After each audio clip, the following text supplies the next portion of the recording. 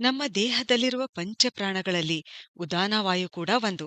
ಇದು ಮಿದುಳಿನಿಂದ ಕಂಠದ ತನಕ ಕೆಲಸ ಮಾಡುತ್ತೆ ಮತ್ತು ಕೈಕಾಲುಗಳ ಕೆಲಸ ಕೂಡ ನಿರ್ವಹಿಸುತ್ತೆ.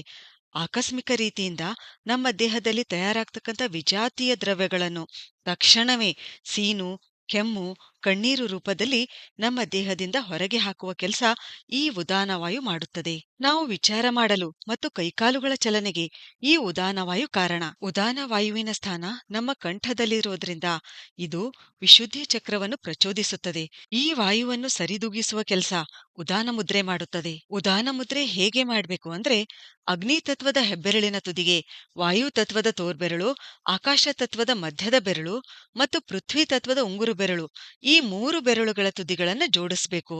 ಇದು ಉದಾನ ಮುದ್ರೆ ಆಗುತ್ತದೆ. ಈ ಮುದ್ರೆಯನ್ನು ನಾವು 45 ನಿಮಿಷ ಮಾಡಬಹುದು, ಒಂದೇ ಸಲ ಮಾಡಬಹುದು, ಅಥವಾ 3 ಸಲ ನಾವು ಇದನ್ನು 15-15-15 ನಿಮಿಷದಂತೆ ಕೂಡ